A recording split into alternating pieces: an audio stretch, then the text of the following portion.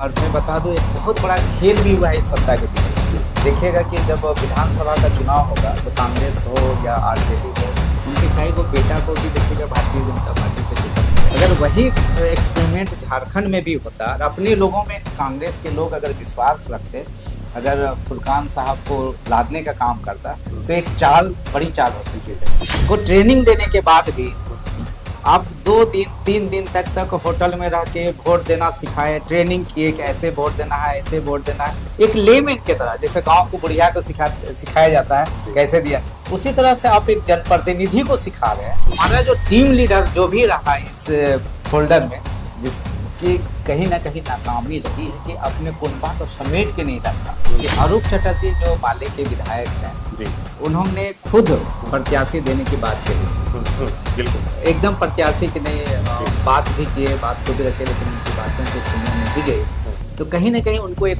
खुन्नस तो रहा ही होगा कि पार्टी के लोग बोला कि हमारे पास 61 वोट है, 61 तो वो 61 कैसे बिखर गया, वो संख्या कैसे घटा, ये भी एक सवाल होता है। ये सच्चाई तो कहते हैं कि अब सांप निकल गया, अब लकीर पीटने से क्या फायदा। अब तो कुछ भी बोलिए कि नहीं मैंने तो गलती किया ही नहीं, मैंने तो एकदम अपने गठबंधन को दिया है।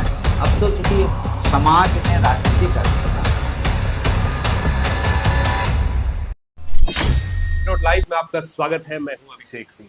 राज्यसभा के चुनाव की जो रिजल्ट है वो आ गई और ऐसा रिजल्ट आया जिसने एक बार फिर से तहलका मचा दिया है, घमासान मचा दिया है, जो झारखंड की राजनीति में एक अलग तरीके का उफान देखने के लिए मिल रहा है। जीटी रोड लाइव ने सबसे पहले ही पुष्टि कर दिया था, आपने हमारे 8 जून के वीडियो में देखा होगा किस तरह से कि ऐसे समीकरण और ऐसे हालात नजर आ रहे हैं कि कहीं ना कहीं एक तरफ जहां बैजनाथ राम की जीत सुनिश्चित है, वहीं दूसरी तरफ परिमल नाथवानी भी भारी पड़ेंगे और कांग्रेस को हाथ मलना पड़ेगा। और यही चीज हुई, आखिरकार कांग्रेस को हाथ मलना पड़ा। जो प्रणव झा है उन्हें सिर्फ और सिर्फ 20 वोट मिले, वहीं आप देखिए तो किस तरह से 24 वोट जो एनडीए के खाते में था वो बढ़ के सीधा सीधा 28 हो गया और परिमल नाथवानी अंततः चुने गए और राज्यसभा जा रहे हूं। उसके साथ ही साथ एक जो तय माना जा रहा था कि जो बैजनाथ राम है उनकी जो जीत है वो निश्चित है। और आपको बता दें 30 वोटों के साथ बैजनाथ राम निर्वाचित हुए हैं राज्यसभा के लिए। लेकिन यहाँ पे सवाल ये उठता है कि आखिर ऐसा क्या खेला हो गया, किसने क्रॉस वोटिंग की, या ऐसी जो चर्चा चल रही है। एक तरफ आप देखिए तो जो प्रभारी है झारखंड के राजू, उन्होंने सीधा आरोप लगाया है कि राष्ट्रीय जनता दल हो या फिर माले हो, इन्होंने क्रॉस वोटिंग की है। वहीं दूसरी तरफ जो विधायक है सुरेश बैठा, इस हार के लिए माले और राष्ट्रीय जनता दल को ही जिम्मेदार ठहराया है। वहीं दूसरी तरफ कई एक एंगल ऐसे भी लग रहे हैं कि आपको याद होगा बिहार का चुनाव, जब बिहार के चुनाव में राष्ट्रीय जनता दल राज्यसभा के चुनाव के करीब थी, वहीं 3 वोटों का आंकड़ा जो गड़बड़ हुआ था उसमें कांग्रेस की अपनी भूमिका थी। तो क्या ये उसका ही बदला है और ऐसे क्या दांव पे उभर करके आ गए जिसके कारण जो समीकरण लगाए जा रहे थे, जैसा सीधा बहुमत दिख रहा था कि 56 सीटें इंडिया गठबंधन के पास है और अगर 56 सीटों पे ईमानदारी से वोटिंग हुई होती, अंतरात्मा नहीं जागी होती, तो सीधा सीधा ये दोनों जो राज्यसभा के सदस्य होते वो इंडिया फोल्डर्स होते। तो कहाँ दांव पेच हो गया और क्या कुछ कमी रह गई, इन्हीं तमाम मुद्दों पे हम चर्चा करेंगे। आप फ्रेम में हमारे साथ देख रहे हैं वरिष्ठ नेता है, झारखंड आंदोलनकारी भी रहे हैं, उसके साथ ही साथ एक पत्रकार भी रहे हैं। तो सर आपका बहुत बहुत स्वागत है जीटी रोड लाइव में। और सर आपसे एक सवाल ये बनता है कि आखिर कौन सा दांव पेच ऐसा हो गया जो एक सुनिश्चित आंकड़ा था, सीधा सीधा आंकड़ा था, वो भारतीय जनता पार्टी या परिमल नाथवानी के पक्ष में चला गया। जब अब खेल में उतरते हैं जी, देखिए कि जब हम अगर क्रिकेट की दुनिया में जाते हैं, जब पूरे तरह से टीम हार रही थी और कपिल देव बाथरूम में थे, स्नान कर रहे थे और कहा गया कि इंडिया हारने के कगार में है, और वो बाथरूम से निकल के आते हैं टीम के कप्तान जी, और समझिए कि वर्ल्ड कप जिता देने का काम करते हैं। धोनी को भी देखिएगा कि कई बार ऐसा मौका आया है जिन्होंने अंतिम बॉल में छक्का मार के इंडिया को जिता देने का काम किया है। ऐसे कई उदाहरण होंगे जिसमें टीम के नेतृत्व कार्य के ऊपर सब कुछ डिपेंड करता है कि नेता कौन है, और नेता का निगरानी कहाँ है, उसकी नज़र, पैनी नज़र, गीध नज़र होनी चाहिए। यहाँ पर गीध नज़र किसी की नहीं थी। अगर आप कांग्रेस फोल्डर में देख लीजिए तो उसका जो नज़र था भटकाव में था। वो लोग कंसंट्रेट नहीं थे कि हमारे लोग को ट्रेनिंग देने के बाद भी आप 2 दिन 3 दिन तक होटल में रह के वोट देना सिखाए, ट्रेनिंग किए कि ऐसे वोट देना है, ऐसे वोट देना है, एक लेमैन के तरह, जैसे गांव को बुढ़िया को सिखाया जाता है जी कैसे दिया, उसी तरह से आप एक जनप्रतिनिधि को सिखा रहे हैं। हम्म, उसके बाद भी 3 वोट जी जी खराब हो गया, नहीं बाध्य यानी कि मान्य नहीं हुआ, तो ये एक विडम्बना की बात है।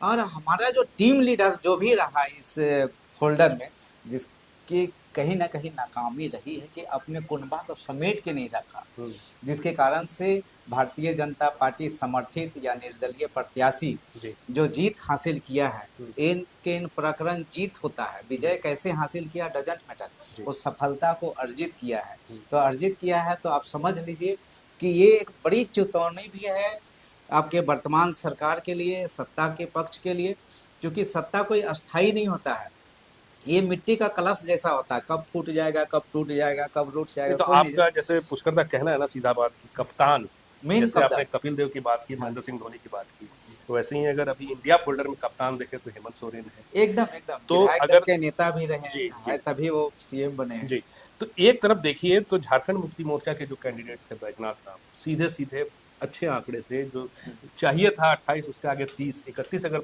अवैध वोटों को गिन ले तो उनको सीधा था, हम्म, लेकिन कांग्रेस के जो प्रणव झा है उनको नहीं मिला। तो यहाँ क्या कप्तान की भूमिका पे आप कुछ कह रहे हैं कि कहीं उनकी एकदम नजर एकदम कम रह गई या फिर सबको बांध नहीं पाए? सबको बांध नहीं पाए, जी क्योंकि कप्तान जब खेलता है, हम्म, आप देखेंगे कि धोनी जी ने अंतिम समय में एक बार एक ऐसा बॉलर को बॉल में पिच पे उतार दिया जिसकी कल्पना नहीं किए थे, हम्म, और वो आदमी बॉल ले लेता है।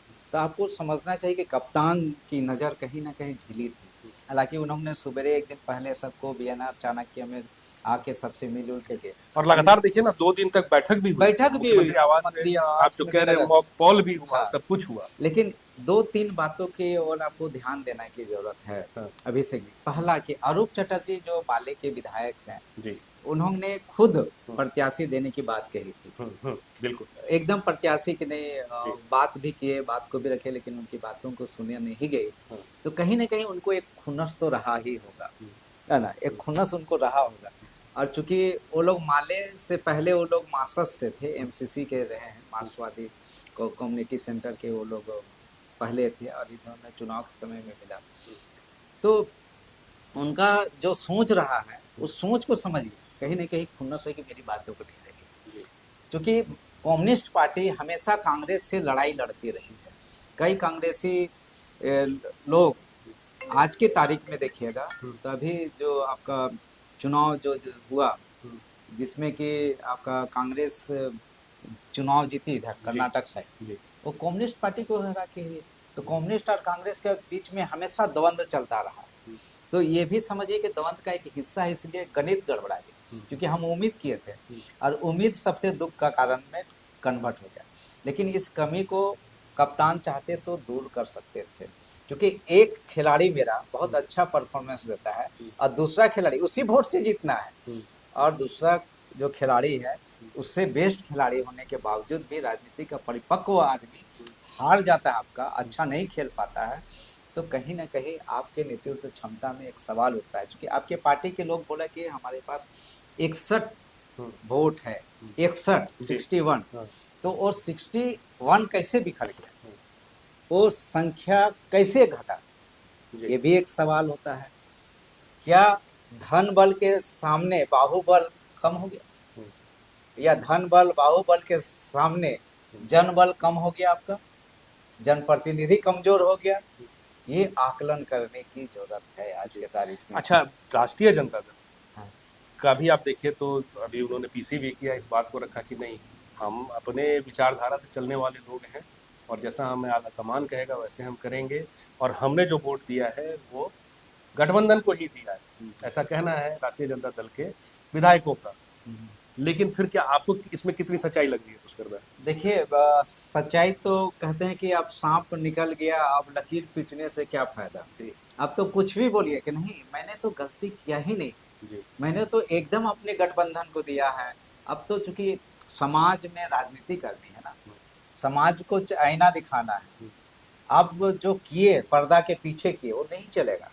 अब तो सामने कह रहे कि नहीं, हमने तो एकदम गठबंधन के जो नेतृत्व था, दिशा निर्देश था, जो गाइडलाइन था, मैं उसके अनुसार चल। लेकिन ये बातें आखिर कहाँ से छन के आई कि आरजेडी के लोग नहीं किए। मैं नहीं बोल रहा, मीडिया नहीं बोला, लेकिन आप ही के लोग बोल रहे हैं कि आरजेडी के राजू जैसे बोल रहे हैं जी, कि आरजेडी के लोग। जी, अब के राजू कोई मामूली शख्स तो है नहीं, कोई मामूली आदमी है नहीं। के राजू कांग्रेस के एक प्रभारी हैं, प्लस एक आईएएस लेवल के अधिकारी भी रहे हैं, इंटेलेक्चुअल हैं। अगर उनका बातें आती है, उनके द्वारा ये बात, उनके मुखरबिन से ये बात आती है, तो कहीं ना कहीं एक सवाल खड़ा होता है कि गठबंधन में कहीं ना कहीं टूटा है। आरजेडी को दोषी बताया गया है और माले को दोषी बताया गया है। इसको कोई मीडिया वाला नहीं बोला, ये राजू बोल रहे हैं जिनके पूरे प्रभार में थे। तो इसलिए आज आरजेडी कुछ भी बोल रहे तो इसको लोग सहज रूप से स्वीकार नहीं करेगा, क्योंकि कहते हैं ना, एक फिल्म आई थी कादर खान की, जिसमें कहा गया है कि ये दुनिया है काला बाजार, है ना, कि पैसा बोलता है ना, ये दुनिया है काला बाजार, दुनिया पैसा बोलता है। एक कारण ये भी हो सकता है क्या पुष्कर दा, देखिए कुछ महीने पहले की ही बात है, जब बिहार में राज्यसभा का चुनाव चल रहा था, उस समय भी जब राष्ट्रीय जनता दल के पास आंकड़ों की कमी हो रही थी, या फिर एक तरह से उन्होंने ये दावा भी कर दिया था कि सभी गठबंधन के सहयोगियों के साथ हम उस आंकड़े पे हैं, तब संभवतः कांग्रेस के ही कुछ 2-3 सीटें जो है वो उस समय वहां नहीं, उनके वो नहीं आ पाए थे, मतलब अंतरात्मा जागी या फिर कुछ अपना वजह रहा हो। तो कहीं वही समीकरण, क्योंकि वहां पे कांग्रेस उस भूमिका में थी कि उसके वोट महत्वपूर्ण है, और यहाँ पे राष्ट्रीय जनता दल उस मौके मतलब उस इक्वेशन में था कि यहाँ पे उसके वोट महत्वपूर्ण है। तो कुछ बदले वाली पुनरावृत्ति तो नहीं नजर आ रही है। हो सकता है, राजनीति में संभावना और संभावनाओं का खेल चलते रहता है, एवरीथिंग इज पॉसिबल कहा जाता है, तो सब कुछ संभव है, ऐसा हुआ भी होगा, उससे डिनाई नहीं कर सकते हैं। लेकिन जो राजनीति में एक्सपेरिमेंट जो होता है, आज झारखंड हब है, राजनीति का एक्सपेरिमेंट का हब है। यहाँ निर्दलीय आदमी को मुख्यमंत्री बना के घोड़ा जैसा पीटा जाता है ना। तो यहाँ शुरू से देखिएगा कि झारखंड मुक्ति मोर्चा और भारतीय जनता पार्टी के साथ भी गठबंधन की सरकार बनी है आपका 2012 में। उसमें मुख्यमंत्री आपका अर्जुन मुंडा थे, हेमंत सोरेन डिप्टी सीएम थे, और सुदेश कुमार महतो भी डिप्टी सीएम थे। यहाँ सब कुछ संभावना है। पहले भी संभवतः गुरुजी भी रहे, गुरुजी भी जब थे। हाँ। तो ये सब चीज़ एक्सपेरिमेंट होते रहता है। अभी भारतीय जनता पार्टी का ये एक्सपेरिमेंट फर्स्ट टाइम नहीं है। इन्होंने उड़ीसा में चुनाव हुआ था राज्यसभा का, उसी समय दिलीप राय जो थे आपका कोई पूर्व कोयला मंत्री, वो भी चुनाव जीते, इसी साल जीते हैं, बहुत दिन नहीं हुआ है। वहाँ पर ये एक्सपेरिमेंट निर्दलीय प्रत्याशी का कॉन्सेप्ट वहीं से आया, और दिलीप राय वहाँ चुनाव जीतते हैं निर्दलीय के रूप में। उन्होंने कांग्रेस को भी डैमेज किया, और भी छोटे दल थे उसको भी डैमेज करके, या तो उनका वोट को प्राप्त करके वो। तो ये एक्सपेरिमेंट भारतीय जनता पार्टी शुरू से करते रहे। अगर वही एक्सपेरिमेंट झारखंड में भी होता, और अपने लोगों में कांग्रेस के लोग अगर विश्वास रखते, अगर फुरकान साहब को लादने का काम करता, तो एक चाल, बड़ी चाल हो सकती थी। क्योंकि पूरा देश में आप जान रहे हैं कि अल्पसंख्यक के प्रति सॉफ्ट कॉर्नर होता है माननीय लोगों का, और खास करके जहाँ कांग्रेस, आरजेडी, जेएमएम हो, तो अल्पसंख्यक के प्रति लिबर्टी रहती है। ये लिबर्टी का फायदा उठाया ही, ये फायदा उठाया नहीं, जिसके कारण से खामियाजा भुगतना पड़ा। आपके पास में और एक प्यादा था जिसको सुबोध खान सहाय जी कहा जाता है, पूर्व केंद्रीय मंत्री, वो चाल भी आप नहीं चले, और एक नया चेहरा नया है, और उसके पीछे क्या एक लोगो फिट हो गया कि बिहार का रहने वाला, झारखंड के रहने वाला। हाँ, बिहार के भी हैं, झारखंड के भी।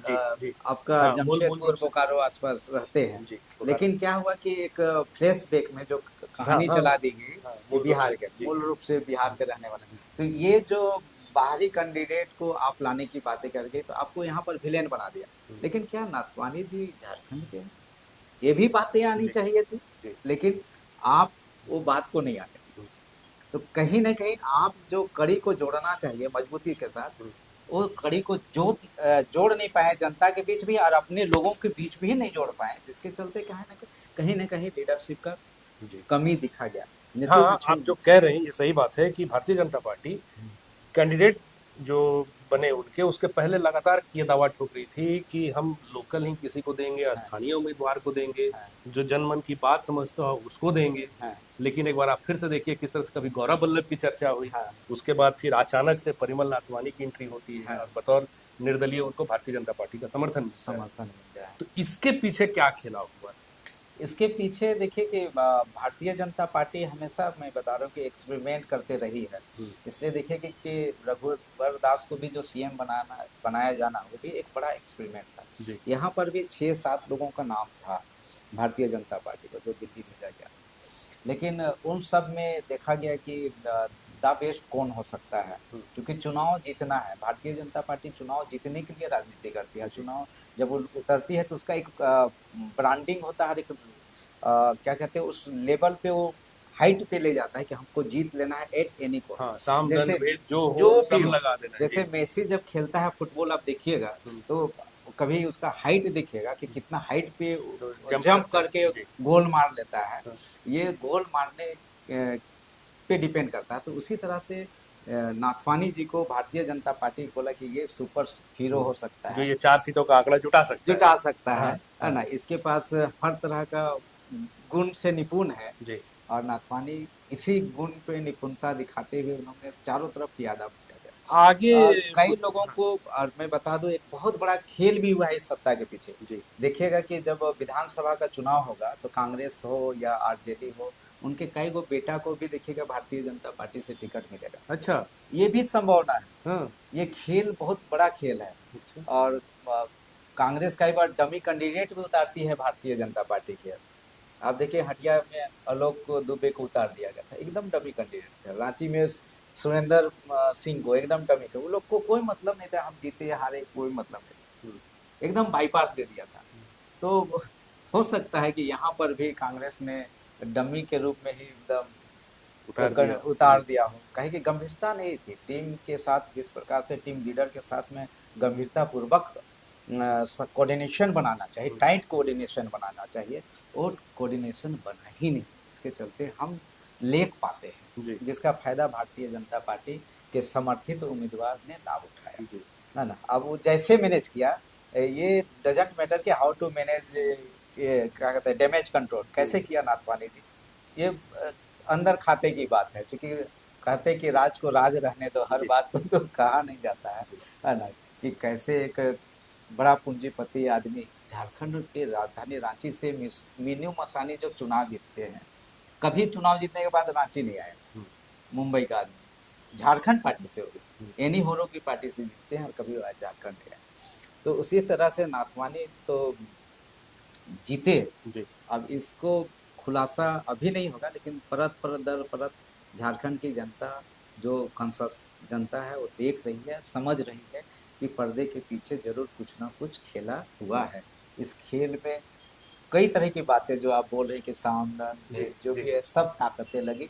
ऐसे कोई कहते हैं कि सहज रूप से कोई गोल नाथवानी को मारने नहीं दिया गया है, वो भी काफी हिट होके गोल मारे हैं।